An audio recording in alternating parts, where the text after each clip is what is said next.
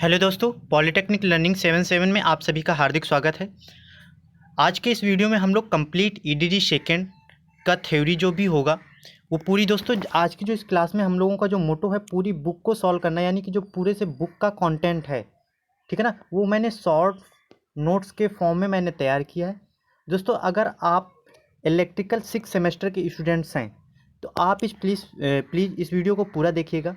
अगर आप electrical 4th semester के स्टूडेंट्स हैं तो देखिए दोस्तों, इलेक्ट्रिकल 4th सेमेस्टर में केवल 2 चैप्टर को छोड़ करके जितना भी ईडीडी सेकेंड में है वही हमारा ईडीडी फर्स्ट में है। तो अगर आप इलेक्ट्रिकल 4th सेमेस्टर के स्टूडेंट्स हैं तो भी इस वीडियो को प्लीज़ आप पूरा और अच्छी तरीके से देखिएगा। यहाँ पर जो वीडियो लाई जा रही है क्योंकि आप सभी के एग्ज़ाम्स 2 दिन बाद हैं, तो इससे क्या होगा कि इस क्लास को आप पूरी और अच्छी तरीके से देख लेंगे तो आपको शॉर्ट नोट्स की भी ज़रूरत नहीं पड़ेगी और आपको ऐसा भी नहीं लगेगा कि आपने बुक वगैरह नहीं पढ़ी है, ठीक है ना। और जितने भी एमसीक्यू फॉर्म होंगे, ठीक है ना, वो सारे के सारे इस क्लास को देखने के बाद आप कर पाने में सक्षम होंगे। इसके साथ साथ अगर आपका थ्योरी पेपर भी होता है तो भी कोई प्रॉब्लम नहीं होगी। आप हर एक कॉन्सेप्ट को बहुत ही अच्छी तरीके से मैं समझा करके आपको यहाँ पर एक्सप्लेन करूँगा, ठीक है ना। तो सबसे पहले जो लोग भी न्यू स्टूडेंट्स हैं वो प्लीज़ क्लास को लाइक कर दीजिए, अदरवाइज़ आप पूरी क्लास में खो जाएंगे कहीं ना कहीं, ठीक है ना। उसके साथ साथ अगर आप न्यू हैं इस चैनल पे तो चैनल को ज़रूर सब्सक्राइब कर लीजिएगा, ठीक है ना दोस्तों। तो हम लोग क्लास की तरफ चलेंगे। सबसे पहले मैं आपको बता दूँ यहाँ पर कि इस क्लास में आपको कंप्लीट शॉर्ट नोट्स के फॉर्म में कंप्लीट ईडीडी सेकेंड को मैंने कंप्लीट करवाया है।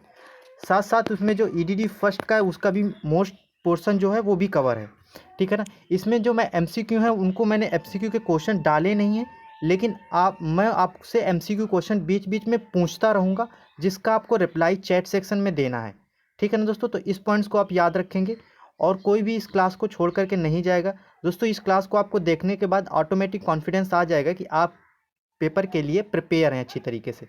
और कोई भी ऐसा पॉइंट्स जहाँ पर आपको डाउट लग रहा है तो आप मुझे चैट में भी बताते रहिएगा या फिर कमेंट सेक्शन में भी बता सकते हैं। दोस्तों आपको इसको नोट करने की भी ज़रूरत नहीं है, आप इस क्लास, ठीक है ना, नोट्स भी ना करें क्योंकि मैं आपको शॉर्ट नोट्स यहाँ पर, तो दोस्तों आपको नोट करने की भी कोई ज़रूरत नहीं है। मैं इसका जो भी पीडीएफ है मैं आपको अपने टेलीग्राम चैनल पर या फिर आपको इंस्टा पर सभी जगह आपको प्रोवाइड करा दूंगा। तो दोस्तों अगर अभी तक जिन लोगों ने टेलीग्राम चैनल को ज्वाइन नहीं किया है पॉलीटेक्निक लर्निंग 77 के नाम से, और सेम मेरे इंस्टा आईडी भी यही है जहां पर आप मुझसे जुड़ करके अपने कोई भी डाउट्स वगैरह भी पूछ सकते हैं, चाहे वो पढ़ाई से रिलेटेड हो, ठीक है ना, कुछ भी हो तो आप मुझसे डाउट पूछ सकते हैं। इसके साथ साथ इस चैनल पर आपको इंपॉर्टेंट नोटिस वगैरह भी मिलती रहती है, ठीक है ना दोस्तों।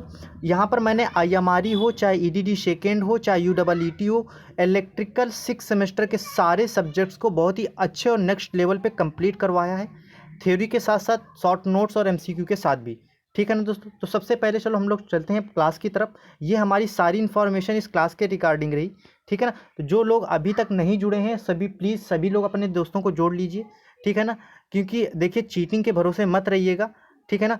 सभी लोग अपने दोस्तों को ज़्यादा से ज़्यादा जोड़ लीजिए, ठीक है ना। आप इतने कम लोग हैं, इतने ऐसे नहीं चलेगा। एक ये मैराथन और आपके लिए क्लास प्रिपेयर की गई है 2 दिन पहले आपके एग्जाम्स के लिए। सो प्लीज़ आप सभी लोग सपोर्ट करिए और ज़्यादा से ज़्यादा क्लास को शेयर कर दीजिए, ठीक है ना, ताकि सभी को एडवांटेज पहुंच सके, ठीक है ना। तो चलते हैं क्लास की तरफ दोस्तों। तो दोस्तों हम लोग चलते हैं क्लास की तरफ। तो दोस्तों जैसा हम सभी को पता है कि हमारा पहला चैप्टर क्या है। पहला चैप्टर दोस्तों हमारा कॉन्टैक्टर एंड कंट्रोल सर्किट है, जैसा कि आपको पता ही होगा। तो इसमें से बताया गया है कि अगर कोई हमारी मोटर होगी यानी कि कोई मशीन होगी उसको किस तरीके से हम लोग कंट्रोल करेंगे, ये सारा का सारा इस चैप्टर में बताया गया है। तो मतलब इसमें बेसिकली आपको क्या पढ़ना पड़ेगा दोस्तों, आपको पता होगा मतलब कॉन्टैक्टर कंट्रोल सर्किट में क्या होगा, हम लोग बेसिकली मोटर को कंट्रोल करने की इसमें विधियां पढ़ेंगे। तो यहाँ पर जैसे सबसे पहले यहाँ पर होता है कि जो इलेक्ट्रिकल मशीन होती है वो कितने प्रकार की होती हैं। तो इलेक्ट्रिकल मशीन दोस्तों हमारी 2 प्रकार की होती है। एक तो हमारी क्या होती है, एक स्टेशनरी होती है और एक डायनेमिक होती है, सभी को पता होगा। अगर हम लोग डायनेमिक में बात करें तो हमारे उसमें ट्रांसफार्मर होते हैं, ठीक है ना, ट्रांसफार्मर होते हैं। और डायनेमिक में क्या होता है, जो रोटेट करते हैं उसमें जनरेटर और मोटर होते हैं। इसी तरीके से ट्रांसफार्मर हमारा एक सिंगल फेज होता है, 3 फेज होता है। जनरेटर की बात करें तो हमारे एक डीसी जनरेटर होता है और एक एसी जनरेटर होता है, जिसे हम लोग अल्टरनेटर बोलते हैं। मोटर की बात करें तो डीसी मोटर होती है, एसी मोटर होती है। डीसी मोटर भी हमारी कई सारे टाइप्स की हो जाती हैं। इसी तरीके से एसी मोटर भी कई सारी टाइप्स की हो जाती हैं, ठीक है ना। तो इसमें जो दोस्तों जो बेसिकली हम लोगों को जो मोटर को कंट्रोल करना है वो कौन सी मोटर को कंट्रोल करना पड़ना है, वो पढ़ना है दोस्तों हमारा इंडक्शन मोटर को। किसको? इंडक्शन मोटर को। तो यहाँ पर हम लोग इंडक्शन मोटर को थोड़ा सा देखेंगे यहाँ पर।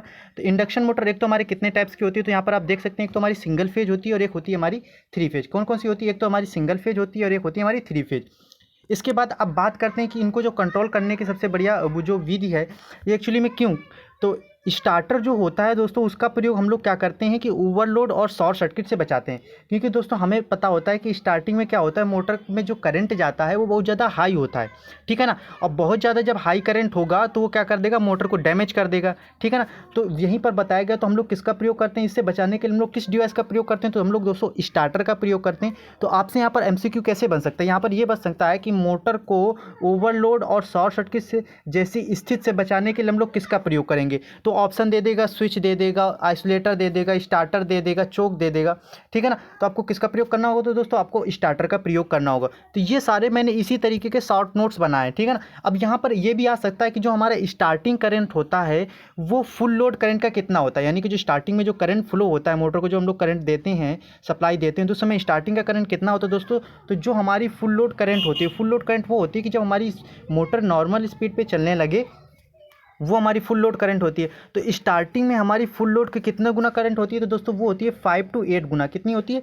5 to 8 टाइम्स होती है, ठीक है ना, जैसा कि यहाँ पर आप देख रहे होंगे आराम से। अब ये क्या करते हैं, जब हम लोग स्टार्टर का प्रयोग कर देते हैं तो स्टार्टर के प्रयोग करने से क्या होता है कि यही जो हमारी जो स्टार्टिंग करंट है, IST का मतलब यहाँ पर है स्टार्टिंग करंट, तो ये कितनी हो जाती है, तो ये दोस्तों हमारी फुल लोड करंट की कितनी हो जाती है, तो ये दोस्तों फुल लोड करंट की 1 to 5 से 2 गुना, यानी कि 1.5 से 2 गुना फुल लोड करंट की रह जाती है। यानी कि जो यहाँ पर अभी भी जो करंट का मान है वो हाई है, लेकिन आप यहाँ पर देख रहे होंगे इसके कंपेरिजन में 5 to 8 इसके कंपेरिजन में 1 to 1.5 से 2 गुना कम है, ठीक है ना। तो इसी तरीके से जो हमारी मोटर होती है ये स्टार्टिंग में मतलब जलने वगैरह से, कह दीजिए शॉर्ट सर्किट से, ओवरलोड से बच जाती है।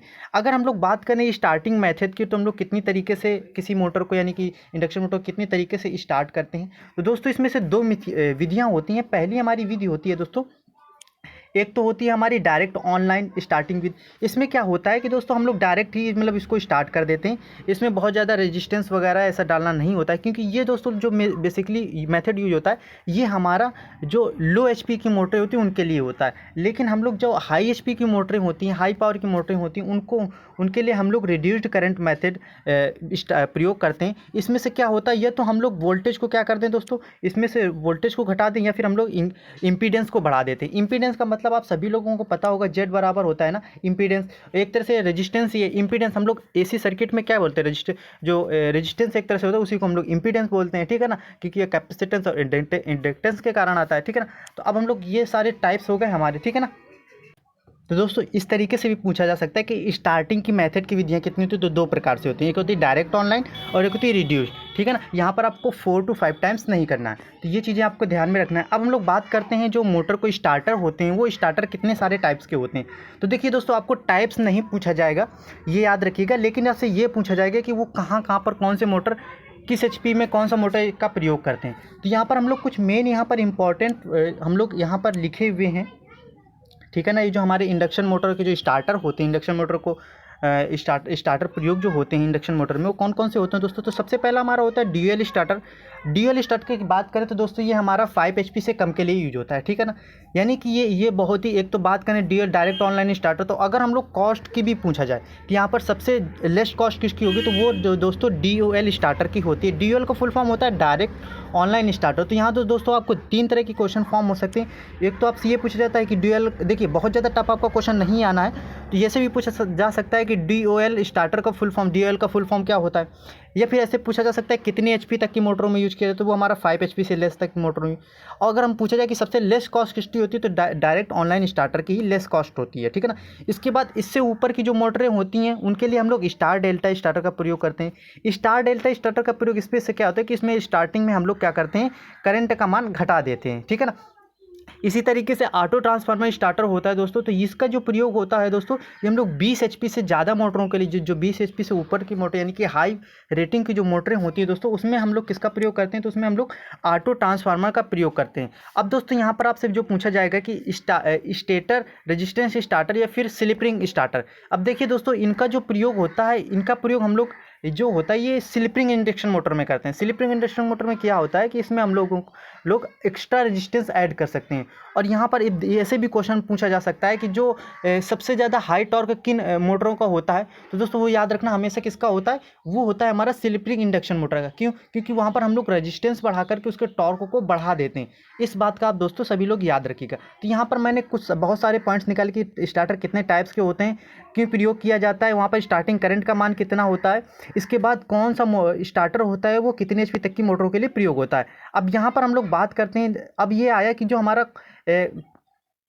अब देखिए दोस्तों, यहाँ पर ऐसा भी हो सकता है कि आपको सिंपल सी डेफिनीशन दे दीजिए और पूछा जाए कि ये किसकी डेफिनीशन है। तो यहाँ पर मैंने वो शॉर्ट में जो डेफिनीशन होती है उनको भी मैंने इंक्लूड किया है। तो जैसे यहाँ पर आप देख रहे होंगे, यहाँ पर मैंने लिखा है कि वह, यहाँ पर मैंने सिंपल सी डेफिनेशन लिखी है। क्या लिखी है कि वह सर्किट जो मोटर को कंट्रोल करता है, ठीक है ना, क्योंकि अल्टीमेटम हमारे चैप्टर का नाम कॉन्टैक्टर कंट्रोल सर्किट, तो ये चीज़ें भी आपको पढ़ना इंपॉर्टेंट है। तो यहाँ पर पूछा गया है कि वह सर्किट जो मोटर को कंट्रोल करता है, अर्थात मोटर को starting, forwarding, reversing operation, overload आदि से प्रोटेक्शन करता है, उसे हम लोग क्या बोलते हैं, कॉन्टैक्टर, उसे हम लोग बोलते हैं कंट्रोल सर्किट। क्या बोलते हैं? कंट्रोल सर्किट बोलते हैं। यानी कि ऐसा सर्किट जो मोटर को फॉरवर्ड से, रिवर्स से, स्टार्टिंग से, मतलब स्टार्टिंग वगैरह या ऑपरेशन या फिर ओवरलोड, इन सब से प्रोटेक्शन प्रदान करता है, वही हमारी मोटर, वो जो हमारा सर्किट बनता है उसे हम लोग क्या बोलते हैं, उसे दोस्तों हम लोग बोलते हैं कंट्रोल सर्किट बोलते हैं। अब यह कंट्रोल सर्किट अगर इलेक्ट्रोमैग्नेटिक कॉन्टैक्टर द्वारा कार्य करता है तो इसे हम लोग बोलते हैं कॉन्टैक्टर कंट्रोल सर्किट। सिंपल से समझ में आ गया। यानी कि जिस सर्किट में हम लोग इलेक्ट्रोमैग्नेटिक कॉन्टैक्टर का प्रयोग करने लगते हैं, वही हमारी फिर सर्किट टोटली क्या कहलाने लगती है, वो कहलाने लगती है हमारी कॉन्टैक्टर कंट्रोल सर्किट। ठीक है ना। तो ये चीज़ें आपको यहाँ पर याद रखनी है। अब देखिए, अब हम लोग बात करते हैं। देखिए, ऐसा भी हो सकता है कि हमारा जो आपको साइन दे दिया जाए और आपसे पूछ लिया जाए ये किसका साइन है, तो इस पॉइंट्स को भी आपको दोस्तों बहुत अच्छी तरीके से याद रखना है। अब यहाँ पर देखिए, पहला यहाँ पर मैंने बताया पुश बटन क्या होता है। तो एक्चुअली में पुश बटन क्या दोस्तों होता है, पुश बटन का प्रयोग हम लोग क्या करते हैं, मोटर को ऑन ऑफ में करते हैं, ये सबको पता होगा, ठीक है। लेकिन क्या होता है कि अगर हम नॉर्मल किसी बटन को प्रेस करते रहेंगे तो क्या होता है, प्रेस होता रहेगा, लेकिन जैसे ही छोड़ देंगे तो फिर हट जाएगा, ठीक है ना। तो सबसे पहले तो आपको NO और NC का फुल फॉर्म पता होना चाहिए। तो NO का मतलब होता है नॉर्मली ओपन। क्या होता है दोस्तों, नॉर्मली ओपन होता है। और NC का मतलब होता है नॉर्मली क्लोज्ड। क्या होता है, नॉर्मली क्लोज्ड। अब देखिए यहाँ पर आपको क्या, अब देखिए यहाँ पर, ठीक है ना, ये चीज़ें आपको समझ में आ। अब देखिए यहाँ पर नॉर्मली क्लोज्ड कौन सा, यहाँ पर देखिए, अब देखिए, अब यहाँ पर दोस्तों आपको पुश बटन और लिमिट स्विच जो होता है, इनमें डिफरेंस क्या होता है, मैंने डिफरेंस अपनी क्लासेस में, सारी क्लासेस में मैंने बताया कि क्या डिफरेंस होता है। तो ये चीज़ें आपको यहाँ पर याद रखनी। देखिए यहाँ पर ये जो हमारा साइन है ये किसका दोस्तों, ये हमारा नॉर्मली क्लोज्ड का है। और यहाँ पर जो आप साइन दिख रहे हैं ये हमारा नॉर्मली ओपन का है। क्यों? क्योंकि ये जो हमारी देखिए नीचे वाली जो सर्किट है, ये देखिए क्या कर दिया गया कि ये जो हमारा कॉन्टैक्टर ऊपर, यानी कि ये हमारी मेन सर्किट है। यहाँ पर आप देख सकते हैं कि कौन सी हमारी मेन सर्किट है, तो ये हमारी मेन सर्किट है, ठीक है ना। और मेन सर्किट उसने क्या कर दिया, क्लोज कर दिया। इसी तरीके से ये यहाँ पर हमारी मेन सर्किट है, तो यहाँ पर मेन सर्किट के नीचे हमारा स्विच है, इस वजह से नॉर्मली ओपन। तो दोस्तों एक पॉइंट्स आपको यहाँ पर ये याद रखना है कि जो हमारे पुश बटन स्विच होते हैं, इसमें से हमेशा ऊपर ये जो आप देख रहे होंगे दोस्तों, यहाँ पर आप ऊपर देख रहे होंगे ये चीज़, यहाँ पर ये देखिए, यहाँ पर ये चीज़ ऊपर देख रहे हैं, यहाँ पर हमेशा याद रखना कि दोस्तों पुश बटन जो होता है इसमें ट्रायंगल का साइन बना होगा। किसका बना होगा, ट्रायंगल का। कहीं पर छोटा होगा, कहीं पर बड़ा होगा, वो बुक्स के हिसाब से, लेकिन होगा ट्रायंगल का ही। लेकिन हम लोग वहीं पर लिमिट स्विच की बात करें तो उसमें क्या होता है, सभी लोगों के चैट में आंसर आने चाहिए। देखिए ये आपकी MCQ की प्रैक्टिस ही है, ठीक है ना। अब आपको यहाँ पर डायरेक्ट चीज़ें बतानी है, आपको ऑप्शन नहीं, क्योंकि इससे आपका रिकॉल करने की जो क्षमता है, रिवीजन का बहुत ही अच्छा यहाँ पर तरीका है, ठीक है ना। तो यहाँ पर मैं जो चीज़ें आपसे क्वेश्चन पूछता जाऊँ, देखिए यहाँ पर मैंने क्वेश्चन डाले नहीं है, लेकिन मैं इसी तरीके से आपसे क्वेश्चन पूछता जाऊँ कि आपके जो डाउट्स हैं, ठीक है ना, वो यहीं पर क्लियर होते जाएंगे, ठीक है ना। तो ये आप बताइएगा जल्दी से। अब हम लोग बात करते हैं कॉन्टैक्टर्स होता क्या है एक्चुअली में, ठीक है ना। तो दोस्तों हम लोग कॉन्टैक्टर की बात करें तो ये एक मैकेनिकल स्विचिंग डिवाइस है। क्या है दोस्तों, ये एक मैकेनिकल स्विचिंग डिवाइस है। अब देखिए दोस्तों, ऐसे आ सकता है कि हमारी कॉन्टैक्टर कैसी है, तो ये हमारी कैसे मैकेनिकल स्विचिंग डिवाइस है, ठीक है ना, या इलेक्ट्रोमैग्नेटिक स्विचिंग डिवाइस ऐसे भी आ सकता है। तो देखिए एक्चुअली में होता कितने प्रकार के होते हैं। तो देखिए एक तो हमारा होता है इलेक्ट्रोमैग्नेटिक कॉन्टैक्टर, न्यूमेटिक कॉन्टैक्टर होते हैं, इलेक्ट्रोन्यूमेटिक कॉन्टैक्टर और लैक्टेड कॉन्टैक्टर होते हैं, ठीक है ना। तो ये भी ऐसे पूछा जा सकता है कि जो ये कॉन्टैक्टर की एक इनमें से बताइए कौन कौन से कॉन्ट्रैक्टर के टाइप हैं, और ये सारे नाम दे दिए जाए और आपसे पूछ दिया जाए कि फिर लास्ट में ऑप्शन दे दिया जाएगा ऑल ऑफ दिस। तो दोस्तों आप लोगों ने तो नॉर्मल सुना होगा कि इलेक्ट्रोमैग्नेटिक कॉन्ट्रैक्ट, अब न्यूमेटिक कॉन्ट्रैक्टर, न्यूमेटिक कॉन्ट्रैक्टर, या फिर हम लोग बात करें इलेक्ट्रिक। अगर आपने नहीं सुना है, और ये आप देखेंगे कि कहीं ना कहीं एमसीक्यू में भी, क्योंकि एमसीक्यू जो फॉर्म किया जाता है उसमें से वो चीज़ें रखी जाती हैं जो ज़्यादा लोगों को माइंड ग्रैब करें, लेकिन शॉर्ट नोट्स में एक यही फ़ायदा हो जाता है कि कहीं ना कहीं आपको यहाँ पर वो भी चीज़ें बताने की कोशिश की जाए कि इस तरीके से भी आ सकता है, ठीक है ना। तो ये सारे हमारे कॉन्ट्रैक्टर के ही टाइप हैं, ठीक है ना।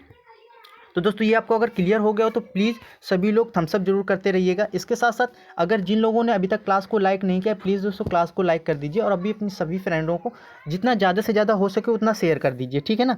तो अब यहाँ पर हम लोग बात करते हैं जो हमारा इलेक्ट्रोमैग्नेटिक कॉन्ट्रैक्टर होता है उसमें कितने पार्ट्स होते हैं। अब यहाँ पर हम लोग मेनली टारगेट करेंगे इलेक्ट्रोमैग्नेटिक कॉन्ट्रैक्टर के, उसकी कंस्ट्रक्शन के बारे में, उसमें किस तरीके से क्वेश्चन फॉर्म होगा वहाँ पर भी मैं आपको सारे पॉइंट्स समझाता चलूँगा। तो देखिए यहाँ पर आप सबसे पहले तो जो आपका याद रखना, ये जो मैंने पहली वाली लाइन दोस्तों लिखी है यही मोस्ट इंपॉर्टेंट लाइन से, यहाँ से आपका क्वेश्चन फॉर्म होता है, और कैसे फॉर्म होगा वो भी मैं बताता हूँ। अगर आप मेरे जो ऑब्जेक्टिव को मैंने पहले से क्वेश्चन जो अपलोड जो लेक्चर डाल रखे हैं, शॉर्ट एमसीक्यू डाल रखे हैं, 18 एमसीक्यू लेक्चर्स डाल रखे हैं, अगर वो अभी तक आपने नहीं देखे 18 वीडियो, तो अभी आप देख लीजिए, आपके पास टाइम है 2 दिनों का, आप अच्छे से इस क्लास के बाद आप एक बार उनको देख लीजिएगा सभी लोग। इससे क्या होगा कि आपको अब पता चल जाएगा कि किस तरीके से हमको और भी चीज़ें सॉल्व करनी है, ठीक है। तो यहाँ पर हम बात करते हैं जो इलेक्ट्रोमैग्नेटिक कॉन्ट्रैक्टर होते हैं, इसमें हमेशा दोस्तों याद रखना इसमें तो हमारे 3 मेन कॉन्ट्रैक्टर होते हैं। कैसे मेन कॉन्ट्रैक्टर होते हैं 3?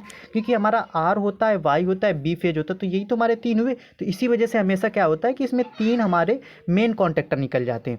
और हमेशा याद रखना दोस्तों कॉन्ट्रैक्टर में हमेशा दोस्तों 2 ऑक्सिलरी पार्ट्स होते हैं, ठीक है ना, या फिर ऑक्सिलरी कॉन्टैक्ट होते हैं। अब यहाँ से आपसे डिफरेंस ऐसा पूछा जाएगा जो कि रिले में कितने सहायक कॉन्टैक्ट होते हैं। तो रिले में हमेशा याद रखना दोस्तों एक हमारा ऑक्सिलरी कॉन्टैक्ट होता है, यानी कि सहायक उपकरण होता है एक, और वहीं पर कॉन्ट्रैक्टर में 2 होते हैं, यही मेन डिफरेंस होता है, ठीक है ना। अब बात करते हैं हम लोग जो हमारा मेन कॉन्ट्रैक्टर होता है इसका उपयोग हम लोग करते कहाँ पर हैं और कैसे करते हैं। तो दोस्तों इसका जो प्रयोग करते हैं पावर सर्किट को स्टार्ट करने में, बंद करने में। सहायक कॉन्टैक्ट का उपयोग कंट्रोल सर्किट में किया जाता है। अब यही चीज़ें आपको हमेशा याद रखनी है, ठीक है ना। तो यहाँ पर मैंने जो सारे पॉइंट्स बताए वो चीज़ें आप यहाँ पर समझते रहिएगा। अगर कोई भी डाउट है तो आप चैट में बताते रहिए, ठीक है ना। अब हम लोग बात करते हैं जो हमारा अगला क्या है यहाँ पर पॉइंट। अगला पॉइंट यहाँ पर यह दोस्तों बताया गया है कि जो हमारा कॉन्ट्रैक्टर होता है ये विभिन्न वोल्टेज रेटिंग एसी या डीसी और कॉन्ट्रैक्टर कनेक्शन में उपलब्ध होता है।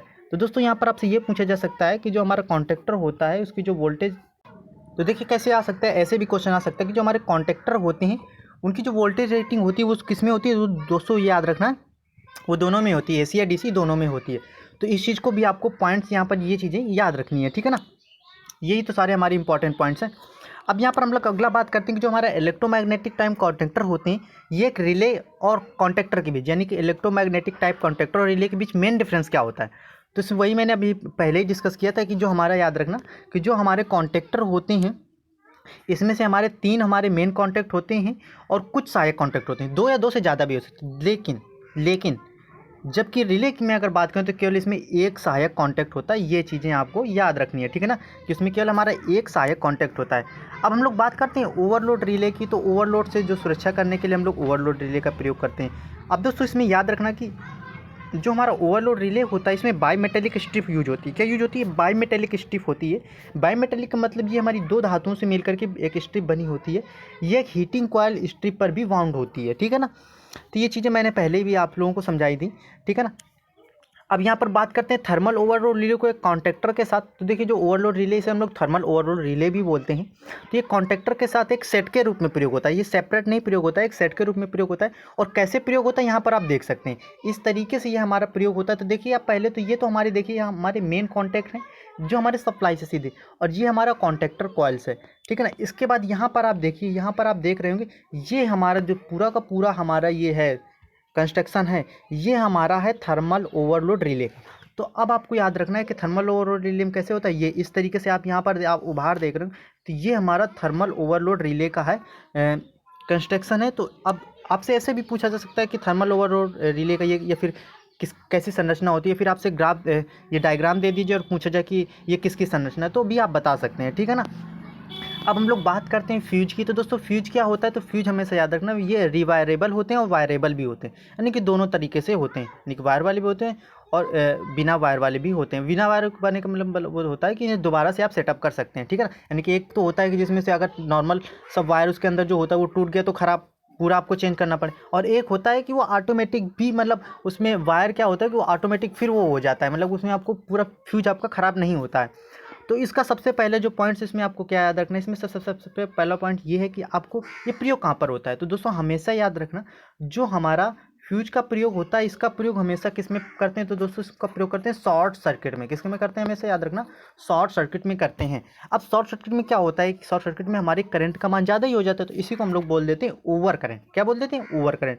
तो फ्यूज को हम लोग कौन सी डिवाइस, तो फ्यूज को हम लोग दोस्तों याद रखना ओवर करंट प्रोटेक्टिव डिवाइस भी बोलते हैं। क्या दोस्तों, इसको हम लोग ओवर करंट प्रोटेक्टिव डिवाइस भी बोलते हैं। अब जो फ्यूज होता है, फ्यूज दोस्तों हमारे बहुत बड़े ओवरलोड शॉर्ट सर्किट से बचाता है और रिले छोटे ओवरलोड से बचाता है। अब हमेशा, अब ये पॉइंट्स आपको देखो यहाँ पर, इस यही आप ऐसे ही एमसीक्यू बनने, कोई अलग तरीके से नहीं बनना है, ठीक है ना, कि हमेशा याद रखना। और अगर नहीं भी बनता है तो आप कहीं पर भी, अगर आप कंपटीशन की तैयारी कर रहे हैं या फिर अपनी नॉलेज के लिए कि, और ठीक है ना, या फिर आप कंपनी पे जा रहे हैं, तो यही बहुत आपको लगती होंगी ये छोटी चीज़ें, लेकिन यही डिफरेंस नहीं पता होता है। हमें ये भी पता है कि रिले भी हमारा ओवरलोड से प्रोटेक्शन प्रदान करता है और हमारा फ्यूज भी करता है, लेकिन दोनों में डिफरेंस क्या है। तो दोनों में डिफरेंस दोस्तों फ्यूज और रिले में यही है कि जो रिले होता है ये छोटे ओवरलोड से बचाता है, लेकिन वही हम लोग फ्यूज की बात करें तो ये बड़े ओवरलोड से बचाता है, यानी कि शॉर्ट सर्किट वगैरह करंट जिसमें बहुत हाई अमाउंट, ठीक है ना, जैसे एचआरसी फ्यूज वहाँ पर आप देखे होंगे, ठीक है ना। अब दोस्तों अच्छा ये सब लोग बताइए कि जो हमारे फ्यूज होता है इसकी रेटिंग किस में होती है। सभी लोगों की ये चैट में आंसर आने चाहिए दोस्तों। ये जो क्वेश्चन है ये क्या आप सभी लोग देख रहे होंगे कि जो हमारे एग्जाम्स हो रहे हैं, इस जो एग्जाम्स हो रहे हैं अभी एमसीक्यू, तो कुछ ऐसे क्वेश्चन है डायरेक्ट जैसे गूगल में आपने देखे होंगे ना, सेम है, इट इज़ वैसे ही आ रहे हैं। तो ये क्वेश्चन कहाँ से होते हैं, तो जो प्रीवियस ईयर के क्वेश्चन होते हैं कि डिफरेंट एग्जाम्स में, वही क्वेश्चन तो गूगल में पड़े होते हैं, ठीक है। कोई न्यू तो फॉर्म कोई बना के तो डालता नहीं है कहीं ना कहीं, ठीक है ना। अब वो आप मेरे चैनल के तो तरीके तो है नहीं कि मैं सारे तरीके से IMRE के भी मैंने एक एक क्वेश्चन में फ्रेम किया फिर मैंने डाले, तो ऐसा नहीं है। तो गूगल में जो 200 क्वेश्चन होते हैं वो हमारे क्या होते हैं, प्रीवियस ईयर वगैरह के ही है। तो जो कल एग्ज़ाम्स हुआ है यानी कि 18 अगस्त को जो एग्ज़ाम हुआ, इसमें से ये रिव्यू आया है कि जो कुछ ऐसे क्वेश्चन है डायरेक्ट आप गूगल पे उन्हें सर्च करेंगे तो वैसे ही सेम इट इज़ वैसा ही आंसर उनका मिल रहा है। तो इसका मतलब ये है कि जो हमारे प्रीवियस ईयर जो हमारे कॉम्पिटिटिव एग्जाम्स हैं उनमें जो आए हुए वही क्वेश्चन आ रहे हैं, ठीक है ना। तो इस तरीके के क्वेश्चन आते हैं। तो ये क्वेश्चन दोस्तों बहुत आया है कि जो फ्यूज की रेटिंग किस में होती है, वोल्टेज, किलोवाट, वाट, एम्पियर, ठीक है ना, किस में होती है दोस्तों। तो ये बताना है दोस्तों, सभी लोगों को चैट में आंसर आने चाहिए कि हमारी जो रेटिंग होती है किस में होती है, ठीक है ना। हाँ, अब हम लोग बात करते हैं, सभी लोगों को चैट में आंसर दीजिए। देखिए यही आपकी एमसीक्यू प्रैक्टिस है। यहाँ से मैं सबका, अगर आप कितना, आप कुछ लोग कह रहे हैं कि नहीं सर एमसीक्यू की केवल लाइए, तो यहाँ जब मैं आपसे क्वेश्चन पूछा तो उसको आप एक्सप्लेन करिए ना, ठीक है ना।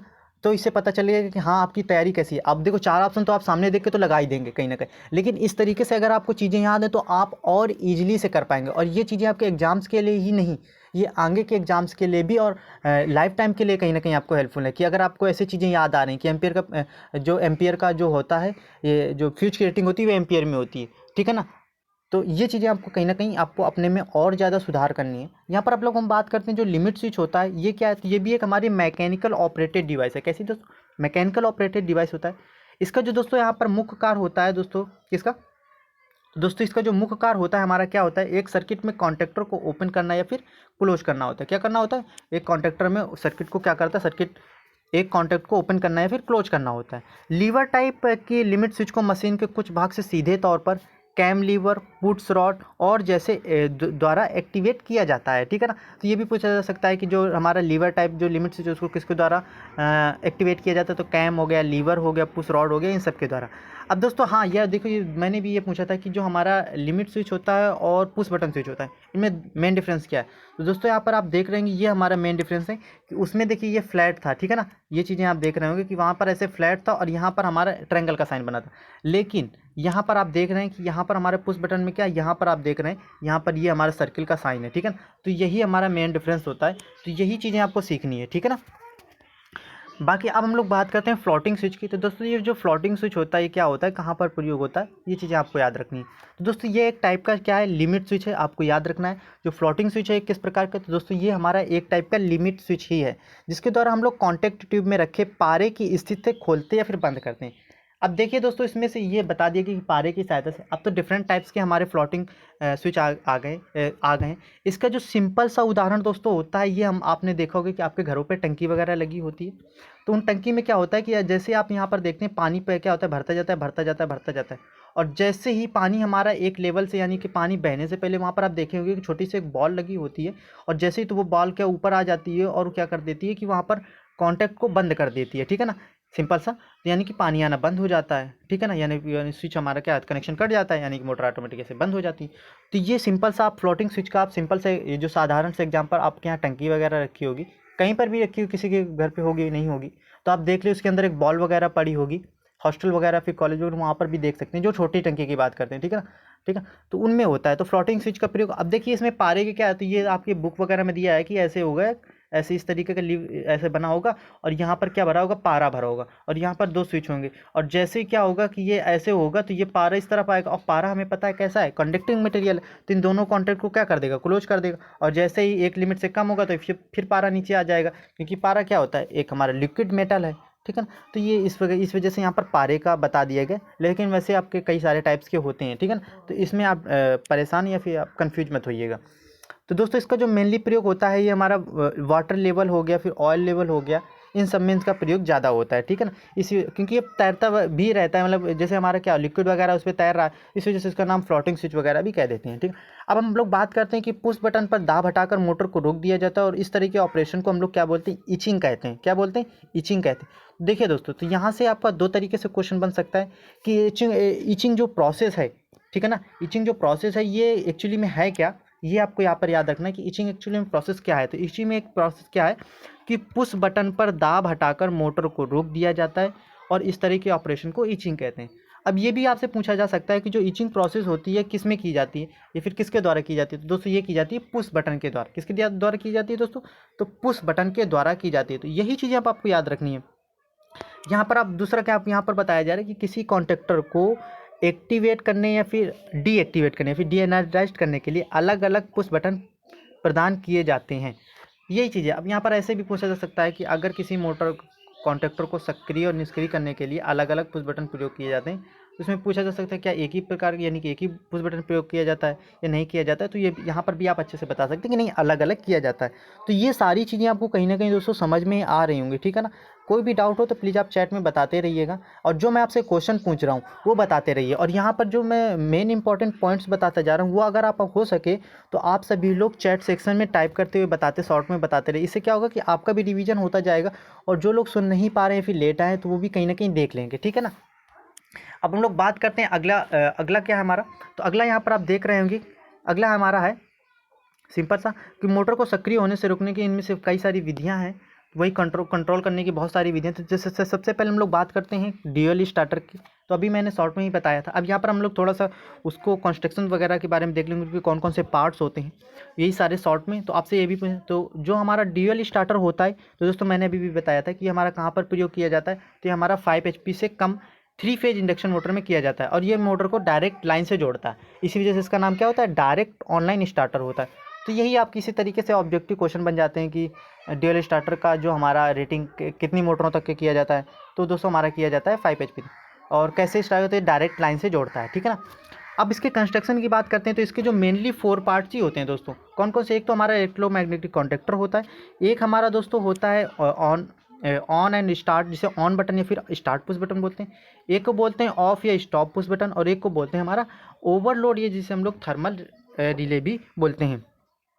अब देखिए इसमें क्या होता है कि इसमें ये पूछा जा सकता है जो स्विचिंग डिवाइसेस हैं उसमें इलेक्ट्रोमैग्नेटिक कॉइल, जिसे हम लोग नो वोल्ट कॉइल भी बोलते हैं, ठीक है ना, जिसका शॉर्ट में हम लोग बोलते हैं एनवीसी। एनवीसी का फुल फॉर्म आपसे भी पूछा जा सकता है, तो एनवीसी का फुल फॉर्म होता है नो वोल्ट कॉइल, ठीक है ना। अब हम लोग बात करते हैं कि जो हमारे मैनुअली ऑपरेटेड जो हमारे होते हैं स्टार डेल्टा स्टार्टर में, कॉन्ट्रैक्टर द्वारा मोटर को स्टार्टिंग में स्टार कनेक्शन और बाद में रनिंग में डेल्टा कनेक्शन में जोड़ दिया जाता है। तो जो स्टार डेल्टा जो हमारे स्टार्टर होते हैं तो उनमें क्या होता है, तो ये चीज़ें आपको याद रखनी कि स्टार्टिंग में जो स्टार डेल्टा स्टार्टर होते हैं तो उसमें यहाँ पर आप नाम से ही देख रहे हैं कि पहला क्या स्टार फिर है डेल्टा। तो याद रखना कि जो स्टार्टिंग में जो हमारा जो मोटर का कनेक्शन होता है किस में होता है, वो स्टार में होता है दोस्तों, और सेकेंड में किस में होता है, डेल्टा में होता है। ये चीज़ें आपको अब कहाँ पर प्रयोग करते हैं दोस्तों, ये अब देखिए यही सारे पॉइंट्स आपको MCQ में बनने वाले हैं, ठीक है ना। तो इन्हीं को आप कहीं ना कहीं रिवाइज करते रहना है, ठीक है। जब हम बात करते हैं कि जो हमारा 5 HP से 15 HP तक की 3 फेज स्क्वायरल केज की जो इंडक्शन मोटर होती हैं उनमें हम लोग स्टार डेल्टा स्टार्टर का प्रयोग करते हैं। अब हमेशा याद रखना स्टार डेल्टा स्टार्टर का प्रयोग कहाँ पर 5 HP से 15 HP तक की मोटरों में करते हैं। अब इसमें क्या होता है, तो सबसे पहले समय में स्टार कनेक्शन में मोटर हमारी ऑपरेट होती है। फिर क्या होता है, फिर हमारी स्टेटर वाइंडिंग को लाइन वोल्टेज का वोल्टेज अर्थात यानी कि 57.7 वोल्टेज प्राप्त होता है। अब देखिए दोस्तों, यहाँ पर जब बहुत ज़्यादा टफ क्वेश्चन बनेगा तो ऐसे ही पूछा जाएगा कि स्टार्टिंग में जो हमारा वोल्टेज कितना होता है, तो होता है 57.7%, ठीक है ना। इसके बाद ये पूछा जा सकता है कि सो स्टार्टिंग में हमारा इससे क्या हो जाता है, जब वोल्टेज कम होगा करंट भी कम हो जाएगा। और जब मोटर हमारी फुल स्पीड का 80% स्पीड पर, यानी कि जो उसकी फुल स्पीड नहीं 100% नहीं, लेकिन जैसे ही फुल स्पीड का 80%, यानी कि अगर वो 1000 RPM से घूम रही तो मतलब घूम सकती है, तो वो जैसे ही 800 RPM पे पहुंचती है, वैसे हम लोग उसे क्या करते हैं, उसे स्टार्टर के द्वारा स्टार कनेक्शन से हटा करके किस में करते हैं, डेल्टा कनेक्शन में कर देते हैं। और डेल्टा कनेक्शन में क्या होता है, डेल्टा कनेक्शन में हमारा फेज वोल्टेज और लाइन वोल्टेज सेम होता है, ठीक है ना। अब इसके बाद हम लोग बात करते हैं, हम लोग अगर स्टार डेल्टा, तो देखिए अब यही चीज़ें तो हो सकता है आपने यहाँ पर ना पढ़ी हो कि जो हमारे स्टार डेल्टा जो हमारे दोस्तों स्टार्टर होते हैं, इसके टाइप्स कितने होते हैं, तो यहाँ पर मेनली 3 टाइप्स, एक तो हमारे सेमी ऑटोमेटिक होते हैं, एक हमारे ऑटोमेटिक होता है, एक हमारे मैनुअली होते हैं, ठीक है ना। तो ये सारे पॉइंट्स होते हैं। अब यहाँ पर हम लोग बात करते हैं इसके कंस्ट्रक्शन की, यानी कि जो हमारे कंस्ट्रक्शन कैसा होता है। तो इसमें हमारा एक तो इलेक्ट्रोमैग्नेटिक कॉन्टेक्टर होता है, एक टाइम डिले रिले होता है, एक ओवरलोड थर्मल रिले होता है, ऑन पुश बटन होती है और एक ऑफ पुश बटन होती है। तो इसमें से हमारा बढ़ा कौन सा पॉइंट ड्यूअल के मुकाबले, तो इसमें हमारा बढ़ा कौन सा, टाइम डिले रिले, ठीक है ना। अब हम लोग बात करते हैं रोटर रेजिस्टेंस स्टार्टर की। तो रोटर रेजिस्टेंस स्टार्टर का प्रयोग कहाँ पर करते हैं, तो ये चीज़ें आपको सबसे पहले याद रखनी है। हमेशा याद रखना जो हमारा रोटर रेजिस्टेंस स्टार्टर होता है दोस्तों, तो कहाँ पर प्रयोग होता है, तो ये हमेशा याद रखना, ये हमारा प्रयोग होता है स्लिप रिंग इंडक्शन मोटर में। कहाँ पर दोस्तों होता है, स्लिप रिंग इंडक्शन मोटर के स्टार्टिंग में प्रयोग किया जाता है। मोटर का स्टार्टिंग कंडीशन में रेजिस्टेंस बढ़ाकर बढ़ा करके स्टार्टिंग करंट का मान क्या करते हैं, हम लोग कम करते हैं। इससे हमारा क्या बढ़ जाता है, इससे हमारा टॉर्क बढ़ जाता है। मैंने चीज़ें पहले बताई थी कि अगर हम लोग रेजिस्टेंस बढ़ाएंगे तो हमारा टॉर्क क्या हो जाएगा, बढ़ जाएगा, और करंट का मान कम हो जाएगा, ठीक है ना। इसमें से 3 एक्सटर्नल रेजिस्टेंस लगाए जा सकते हैं। तो आपसे ऐसे भी पूछा जा सकता है कि बताइए वो कौन सा मेथड या फिर कौन सा स्टार्टर है जिसमें हम लोग एक्सटर्नल रेजिस्टेंस ऐड कर सकते हैं इंडक्शन मोटर में। तो दोस्तों वो होता है हमारा कौन सा होता है दोस्तों, तो रोटर रेजिस्टेंस स्टार्टर होता है, ठीक है ना। अब इसमें कैसे, इसमें से 3 एक्सटर्नल रेजिस्टेंस लगाए जा सकते हैं। अब इसके हम लोग कंस्ट्रक्शन की बात करें तो इसमें हमारा इलेक्ट्रोमैग्नेटिक कॉन्टेक्टर होता है, मैनुअल वेरिएबल रेजिस्टेंस होता है, थर्मल ओवरलोड रिले होती है और ऑफ पुश बटन होता है, ठीक है ना। तो बस आप देखिए ये जो पार्ट्स हैं, पार्ट्स आपको उतने इंपॉर्टेंट नहीं है, लेकिन बस आपको थोड़ा सा समझ में रखना है कि किस में ज़्यादा पार्ट्स होते हैं, ठीक है ना। तो जो हमारे किस में सबसे ज़्यादा पार्ट निकल के, तो इसमें हमारे आ रहे थे स्टार डेल्टा में आ रहे थे, ठीक है ना। अब हम लोग बात करते हैं ऑटो ट्रांसफार्मर की। तो देखिए ऑटो ट्रांसफार्मर का जो कंस्ट्रक्शन है दोस्तों वो बहुत कॉम्प्लिकेटेड है, ठीक है ना। तो उसको आपको नहीं समझना है, उसके कुछ इंपॉर्टेंट पॉइंट्स समझने। तो हमेशा दोस्तों याद रखना कि 125 HP यानी कि बहुत ज़्यादा HP की मोटरों में हम लोग किसका प्रयोग करते हैं, 3 फेज इंडक्शन मोटर का प्रयोग करते हैं। स्टार्ट करने के लिए सबसे जो अच्छा स्टार्टर हमारा ऑटो ट्रांसफार्मर स्टार्टर ही होता है दोस्तों। इसकी हमेशा याद रखना, क्योंकि इसका मैंने बताया कि इसमें से हम लोग ट्रांसफार्मर कहीं ना कहीं यूज कर रहे हैं, ठीक है ना। ऑटो ट्रांसफार्मर होता है, तो इसमें क्या होता है कि दोस्तों इसकी जो कॉस्ट वगैरह है दोस्तों बहुत ही ज़्यादा हो जाती है, और इसकी जो कंस्ट्रक्शन वगैरह है ये भी वही कहीं ना कहीं हमारी क्या हो जाती है, अधिक हो मतलब कॉम्प्लिकेटेड हो जाती है, ठीक है ना। इसी वजह से इसका जो प्रयोग होता है, इसका प्रयोग कम ही होता है, क्योंकि बहुत ज़्यादा हाई मोटरों में इसका प्रयोग करते हैं।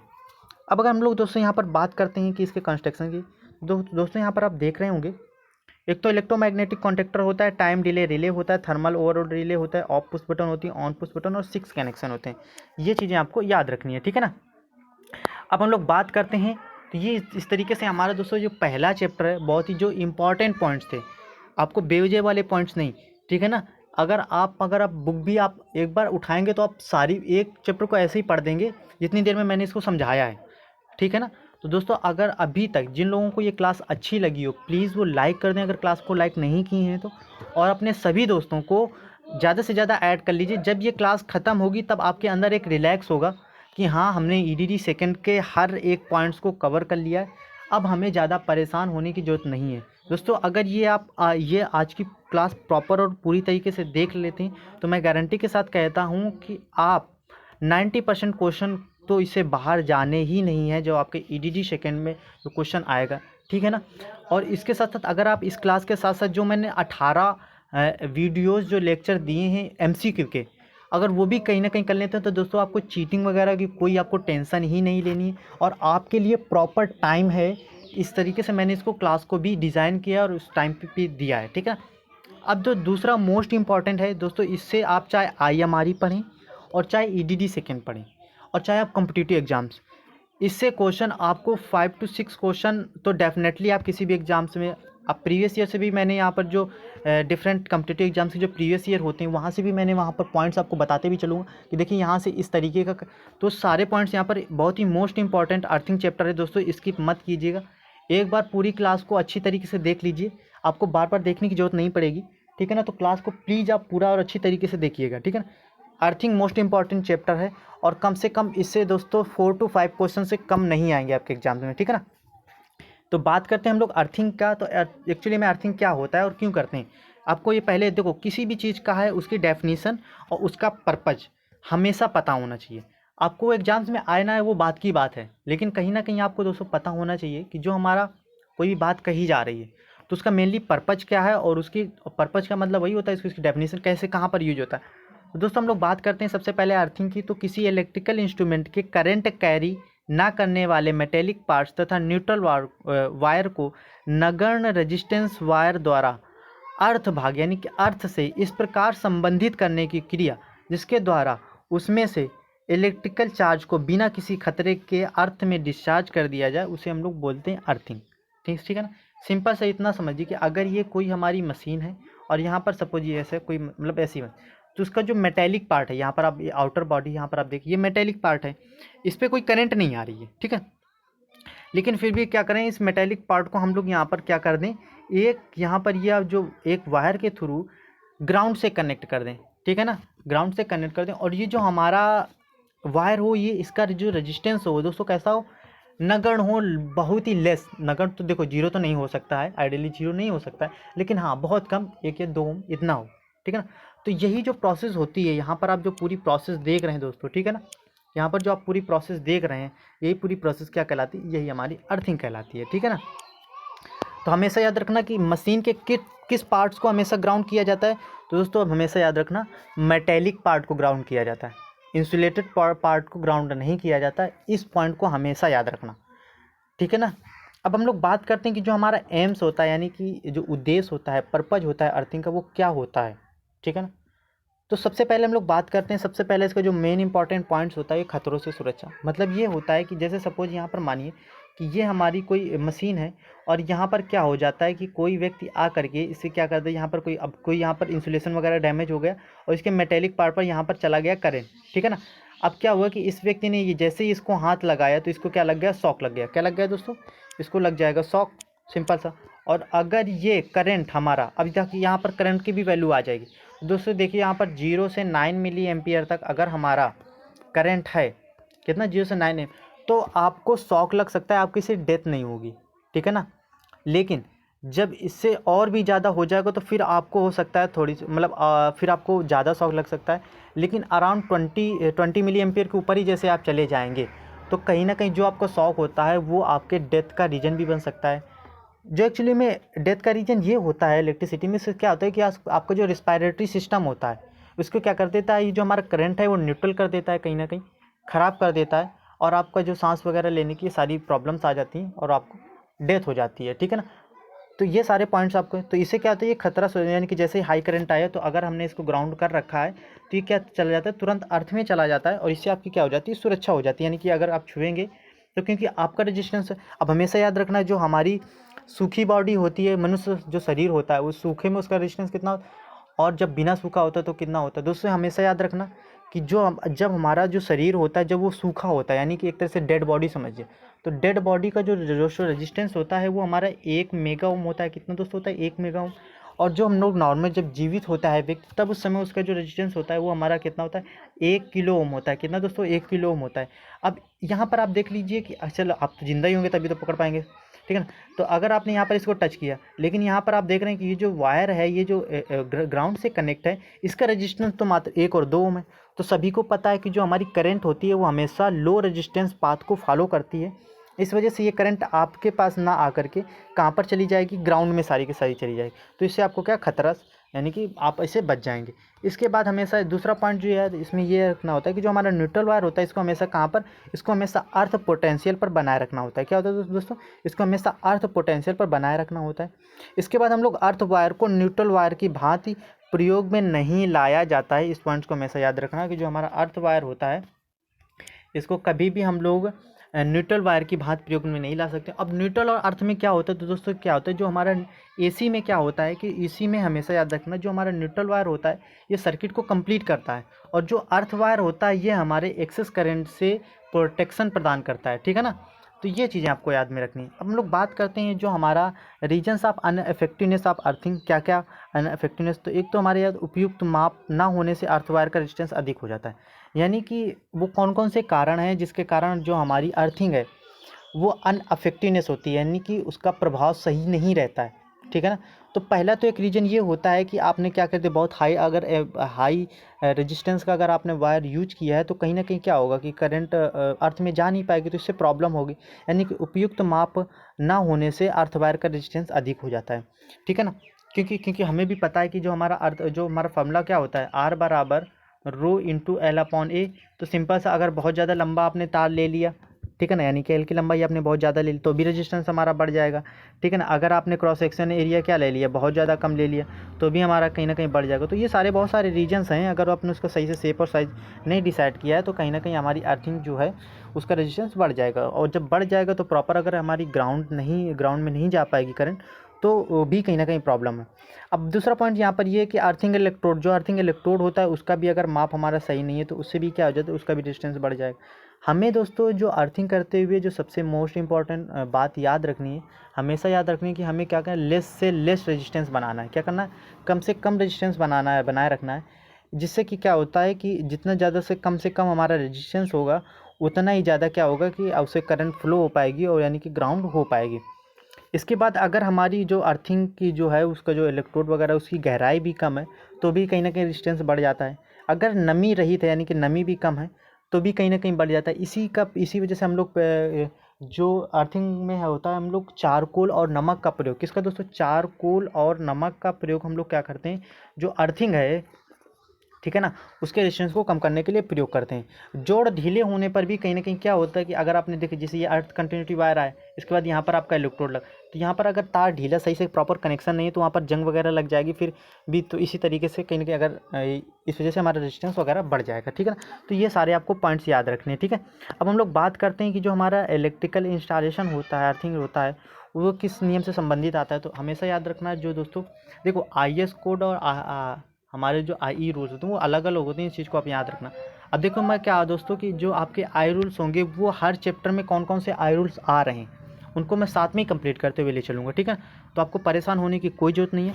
क्लास को ज़्यादा से ज़्यादा शेयर कर दीजिए, ज़्यादा से ज़्यादा बच्चों को ऐड करिए। अगर ये इसका रिस्पॉन्स सही रहा तो मैं IMRE और UEET के एग्ज़ाम्स होने से पहले भी आपके बहुत अच्छे क्लासेस लाऊंगा इसी तरह की मैराथन। ठीक है ना, और ये क्लासेस डेफिनेटली आपके लिए हेल्पफुल होंगी। यहाँ पर हम लोग बात करते हैं कि जो हमारी अर्थिंग की विशेषताएं वगैरह हैं वो किस IS में, जो IS किस इस IS स्पेसिफिकेशन में डिस्क्राइब है। तो दोस्तों हमेशा याद रखना वो इंडियन स्टैंडर्ड, IS का मतलब होता है इंडियन स्टैंडर्ड 3034 से 1966 के अनुसार जो हमारी जो अर्थिंग की जो विशेषताएं वो क्या क्या हैं वहाँ पर ये सारी यहाँ पर बताई गई हैं।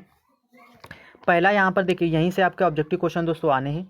ठीक है ना, सो प्लीज़ आप बहुत ही अच्छी तरीके से इस वीडियो को देखिए, क्लास को देखिए, आपके लिए हेल्पफुल, आपके हेल्प के लिए ये वीडियो बनाई गई है, क्लास बनाई गई है। पहला यहाँ पर पॉइंट है कि अर्थिंग किए जा रहे इक्विपमेंट से अर्थिंग की दूरी कम से कम 1.5 मीटर होनी चाहिए। हमेशा याद रखना कि जिस पॉइंट, जैसे आपने अगर कोई यहाँ पर कोई भी आप जो भी इक्विपमेंट है जिसका आप अर्थिंग कर रहे हैं उससे जो हमारा अर्थिंग करनी है, अर्थिंग किए जा रहे इक्विपमेंट से अर्थिंग की दूरी है वो कम से कम कितनी दूरी, 1.5 मीटर होनी चाहिए, यानी कि इतने से कम नहीं होना चाहिए, थोड़े से ज़्यादा भी, बहुत ज़्यादा भी दूर नहीं होना चाहिए और ना बहुत ज़्यादा पास होना चाहिए। तो एटलीस्ट हमारा 1.5 मीटर। इस तरीके का भी डायरेक्ट आपका ये question SSC JEE previous year में आया हुआ है, UPPCL वगैरह यानी कि डिफरेंट टाइप के जो ऑब्जेक्ट कम्पिटिटिव एग्जाम्स में क्वेश्चन आ चुका है। मोस्ट इंपॉर्टेंट बताया दे रहा है यहाँ पर, जो भी आपका एक एक लाइन आपके एग्ज़ाम्स के लिए, चाहे वो कॉम्पिटिटिव हो, सेमेस्टर हो, चाहे आपका नॉलेज, चाहे आपकी कंपनी में इंटरव्यू के लिए, सारे पॉइंट्स ऐसे इंक्लूड किए गए हैं जो आपके लिए हेल्पफुल हैं। कोई भी यहाँ पर एक भी लाइन आपके बकवास के लिए नहीं है, ठीक है ना। तो यहाँ पर हमेशा याद रखना, जो अर्थिंग जो होता है दूरी उसकी कम से कम 1.5 मीटर होनी चाहिए। अब बात करते हैं जो हमारा अर्थ कंटिन्यूटी वायर होता है उसकी माप जो होती है वो इंस्टॉलेशन के कंडक्टर वायर की माप से आधे से कम नहीं रखना चाहिए, ठीक है ना। यानी कि जबकि अर्थ वायर कैसा हो, कॉपर का हो, ठीक है ना। जब यानी कि अर्थ वायर अगर हमारा कॉपर का है तो जो हमारा कंटिन्यूटी वायर की जो माप है इंस्टॉलेशन कंडक्टर वायर की माप के आधे से कम नहीं रखना चाहिए। अब यहाँ पर मोस्ट इंपॉर्टेंट यहाँ पर देखिए, कम से कम हमें जो हमारे अर्थिंग करते हैं कॉपर की जो अगर हमारा वायर है तो उसकी माप 3 mm स्क्वायर से कम नहीं होनी चाहिए। मोस्ट इंपॉर्टेंट पॉइंट्स है दोस्तों, इसको याद रखिएगा। जो लोग देख रहे हैं वो टाइप कर दीजिएगा, टाइप कर पा रहे हो तो। और जो GI वायर होता है उसकी माप कितनी होती है, 6 mm स्क्वायर, ठीक है ना। मोस्ट इंपॉर्टेंट पॉइंट्स है। अभी भी मैं दोस्तों कह रहा हूँ बहुत अच्छे से क्लास को पूरी तरीके से देखिएगा। इस क्लास को देखने के बाद आप कोई भी ऑब्जेक्टिव लगाने चले जाइए, आप सारे ऑब्जेक्टिव सॉल्व कर पाएंगे, गारंटी से मैं कह रहा हूँ, ठीक है ना। दूसरा पॉइंट यहाँ पर आप यहाँ पर देख रहे होंगे, दूसरा पॉइंट है कि अर्थ वायर व जो अर्थ इलेक्ट्रोड है हमेशा दोस्तों याद रखना एक ही मटेरियल के बने होने चाहिए, क्योंकि अगर आप अलग अलग मटेरियल के बनाएंगे तो उनका रेजिस्टेंस भी कहीं ना कहीं अलग होगा, ठीक है ना। तो ये भी बहुत सारी इसमें और भी फैक्टर रहती हैं कि अगर अलग अलग हमारे मटेरियल के बने हुए तो उनके बीच जंग वगैरह लगने की भी समस्या आ जाती है, ठीक है। यहाँ पर अगला पॉइंट है कि मैकेनिकल डैमेज से बचाने के लिए अर्थ वायर ग्राउंड से 30.5 सेंटीमीटर नीचे, ये चीज़ हमें से याद रखना कि हमें क्या हो कि अगर आप बिल्कुल ऊपर रख देंगे, जैसे अगर ये हमारी अर्थ है और यहाँ पर ये आपने ऊपर रख दिया, तो क्या हो सकता है कि अगर कुछ ऐसा वाहन निकला, कुछ ऐसा कुछ भी हो गया तो डैमेज हो सकता है। तो हमेशा क्या होता है कि जो हमारा अर्थ इलेक्ट्रोड होता है, क्या होता है दोस्तों, जो हमारा अर्थ इलेक्ट्रोड होता है वो ग्राउंड से 30.5 सेंटीमीटर, कितना, 30.5 सेंटीमीटर नीचे ही बनाया जाता है। और जो इसका जो व्यास होता है वो 12.7 mm व्यास के GI पाइप से ले जाया जाता है, ठीक है ना। सिंपल से याद रखना किसके, 12.7 mm व्यास के GI पाइप से, ताकि वो डैमेज ना हो पाए। इसके बाद बात करते हैं अर्थ इलेक्ट्रोड को वर्टिकली रखना चाहिए। ये क्वेश्चन भी आ चुका है दोस्तों, ठीक है ना। ये सारे के सारे जो पॉइंट्स यहाँ पर हैं प्रीवियस ईयर जो भी है आपका इसी तरीके के क्वेश्चन आने, बिल्कुल आप इससे बेफिक्र रहिएगा कि यहाँ पर आपको कोई भी इधर उधर की चीज़ें बताई जा रही है, ठीक है। तो यहाँ पर हम लोग बात करते हैं कि जो हमारा इलेक्ट्रोड होता है हमेशा उसको रखना चाहिए वर्टिकली। वर्टिकली का मतलब होता है सीधा, कैसा दोस्तों, सीधा, जैसे यहाँ है तो ऐसे सीधा रखना चाहिए, ठीक है ना। कभी भी ऐसा या फिर किसी एंगल पे हमारा इलेक्ट्रोड नहीं रखना चाहिए। अर्थिंग के लिए पाइप इलेक्ट्रोड मेटल के एक ही टुकड़े पे तथा पेंट रहित होने चाहिए। अब याद रखना कि हमेशा आप सोचें कि इसमें जंग वगैरह ना लग जाए, तो इसके लिए आप, तो दोस्तों ये याद रखना कि जैसे आप सोचें कि हम जंग वगैरह से लगा करके, तो ये भी इंपॉर्टेंट कि कभी भी जो हमारा अर्थ इलेक्ट्रोड होता है फिर पाइप इलेक्ट्रोड का जो मेटल होता है उसको हम लोग पेंट वगैरह नहीं करना चाहिए। अगर हम लोग पाइप की बात करें तो भीतरी व्यास हमारा 38 होता है अगर GI का है तो, ठीक है ना। और 100 mm भीतरी व्यास का ढलवे लोहे का है। पाइप संक्रमण पर छिद्रित हो तथा समकोण पर छिद्रित हो। हाँ, यहाँ पर एक चीज़ आप याद रखना कि जो हमारा पाइप इलेक्ट्रोड होता है उस पर कैसे छेद वगैरह बने होते हैं, कैसे बने, छेद बने वगैरह बने, और एक छेद दूसरे पे कैसा होता है दोस्तों, 90 डिग्री पर होता है। कैसे होता है दोस्तों, 90 डिग्री पर होता है, तथा 2.5 मीटर से कम लंबाई का नहीं होना चाहिए, ठीक है ना। ये याद रखना है आपको। अब हम लोग बात करते हैं प्लेट अर्थिंग की। तो दोस्तों प्लेट अर्थिंग में इसकी नाप कैसी होती है, तो अगर हमारी GI की प्लेट है, GI का फुल फॉर्म क्या होता है, सभी लोग जितनी जल्दी हो सके सभी लोग अपने चैट में टाइप कर दीजिए कि जो GI जो प्लेट होती है उसका फुल फॉर्म क्या होता है, सभी लोग टाइप करिए। तो एक GI का फुल फॉर्म क्या होता है, गैल्वेनाइज्ड आयरन होता है, सभी को पता है, ठीक है। तो हम लोग प्लेट अर्थिंग की बात करते हैं। तो जो प्लेट अर्थिंग होता है इसमें प्लेट अर्थिंग होता है तो इसकी माप कितनी होती है, तो दोस्तों 60 × 6.3 होती है। और दोस्तों वहीं पर अगर हम लोग कॉपर की प्लेट है तो उसकी नाप कितनी होगी, तो दोस्तों वही 60 × 60 × 3.16 mm, ठीक है। ये सारी की सारी होती है। अब ये आप चीज़ें याद रखना कि जो लंबाई और चौड़ाई तो सेंटीमीटर में, लेकिन उसकी जो मोटाई होती है वो mm में होती है। ये इंपॉर्टेंट पॉइंट्स है, ठीक है ना। अब बात करते हैं इलेक्ट्रोड, अर्थ जो इलेक्ट्रोड होता है उसकी गहराई कम से कम कितनी होनी चाहिए, तो दोस्तों उसकी गहराई 1.25 मीटर होनी चाहिए। कितनी होती है, 1.25 मीटर। मोस्ट इंपॉर्टेंट है, ये चीज़ें आपको याद रखनी है, ठीक है ना। अब हम लोग बात करते हैं और क्या क्या रेजिस्टेंस, मतलब और क्या क्या इंपॉर्टेंट चीज़ें होती हैं। तो पहला यहाँ पर आप देख ही रहे होंगे कि एक अच्छे अर्थिंग रेजिस्टेंस में क्या होता है, एक अच्छे अर्थिंग रेजिस्टेंस भी नमी की स्थिति के अनुसार व मौसम के अनुसार क्या होता है, बदलता रहता है। हमेशा याद रखना क्या होगा, जितनी ज़्यादा वहाँ पर नमी होगी उस रेजिस्टेंस क्या हो जाएगा, कम हो जाएगा। और जैसे ही क्या हो जाएगा, सूखी वगैरह भूमि हो जाएगी तो वहाँ पर रेजिस्टेंस क्या हो जाएगा, बढ़ जाएगा। तो ये क्या होता है कि मौसम वगैरह के अनुसार भी हमारा जो अर्थ इलेक्ट्रोड का मान है, कहीं ना कहीं जो अर्थिंग का मान है वो थोड़ा सा उसका चेंज होता रहता है, ठीक है ना। अब यहाँ पर यहाँ से डेफिनेटली एक क्वेश्चन आपका यहाँ से फिक्स है, किसी भी एग्जाम्स में जाएँ, ठीक है, चाहे सेमेस्टर एग्जाम हो कहीं, ये इंपॉर्टेंट यहाँ पर आता है कि वायरिंग इंस्टॉलेशन में जो अर्थिंग का मान होता है दोस्तों, वो कितना होता है, तो वो दोस्तों हमारा होता है 1 ओम। कितना होता है दोस्तों? 1 ओम, ठीक है ना। वैसे आप हो सकता है किन्हीं लोगों को ये आ रहा हो, लेकिन मेरा यहाँ पर कहीं ना कहीं उद्देश्य ये है कि आपको वो सारे पॉइंट्स यहाँ पर देने, हो सकता है कि नहीं पढ़ा, फिर पढ़ाओ तो आपका यहाँ पर रिवीजन भी प्रॉपर तरीके से हो रहा है, ठीक है। अगर हम लोग बड़े पावर स्टेशन की बात करें तो वहाँ पर जो हमारा अर्थिंग का मान होता है, रेजिस्टेंस कितना होता है दोस्तों, वो हमारा 0.5 से 1 ओम तक होता है। छोटे पावर स्टेशन में क्या होता है, 1 ओम से 2 ओम होता है। और अन्य इलेक्ट्रिकल परिसर की बात करें तो हमारा क्या हो जाता है, 2.5 ओम से 5 ओम तक हो जाता है, ठीक है ना। अब हमारा बात आती है कि जो हमारा अर्थिंग होता है या फिर अर्थ रेजिस्टेंस होता है, उसको कौन कौन सी चीज़ें प्रभावित करती हैं, ठीक है ना। वही मैंने यहाँ पर लिखा है, यहाँ पर आप देख रहे होगे कि factor अफेक्टिंग्स earth resistance. Earth resistance को कौन कौन से ऐसे फैक्टर हैं जो क्या करते हैं, प्रभावित करते हैं, ठीक है ना। तो पहला तो हमारा ये होता है कि ग्राउंड की कंडीशन, यानी कि ग्राउंड का मतलब यहाँ पर है दोस्तों भूमि। क्या है दोस्तों? भूमि है। वो ये भूमि किस तरीके से, सूखी है, दलदली है, बहुत ज़्यादा नमीदार है, तो ये सारी जो चीज़ें हैं कहीं ना कहीं अर्थ रेजिस्टेंस के मान को प्रभावित करती हैं। इसके बाद उसका टेम्परेचर, ठीक है ना। वहाँ पर जैसे अगर दलदली, तो वहाँ जो दलदली भूमि होती है तो दोस्तों वहाँ का जो टेम्परेचर होता है हाई होता है, ठीक है ना। इसी तरीके से नॉर्मल, तो टेम्परेचर भी कहीं ना कहीं अर्थ रेजिस्टेंस को प्रभावित करता है। इसके बाद वहाँ की ग्राउंड की नमी वगैरह भी, वही ये तो हमारा कंडीशन में एक तरह से आ गई, तो वो भी हमारी क्या करती है, प्रभावित करती है।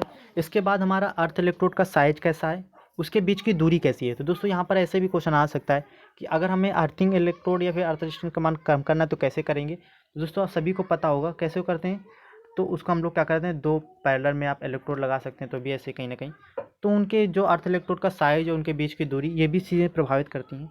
अर्थ इलेक्ट्रोड किस मटेरियल का बना है, ये भी हमारा ज़रूरी होता है। जैसे जीआई की बात करें तो जीआई का जो हमारा मटेरियल होता है उसका रेजिस्टेंस कैसा होता है, ज़्यादा होता है। तो दोस्तों बात करते हैं अब अर्थ इलेक्ट्रोड का जो मटेरियल होता है वो भी प्रभावित करता है। इसके बाद ग्राउंड में उसकी कितनी गहराई तक है ये भी, और चारकोल वगैरह ये सब भी क्या करते हैं, प्रभावित करते हैं, ठीक है ना। तो ये बहुत सारे फैक्टर्स होते हैं। अब हम लोग बात करते हैं कि जो हमारा methods of reducing earth resistance of earthing system, यानी कि जो अर्थिंग सिस्टम होता है उसके रेजिस्टेंस को हम लोग कैसे कम कर सकते हैं, कौन कौन से हमारे मेथड होते हैं, उनके बारे में यहाँ पर बात करेंगे हम लोग, ठीक है।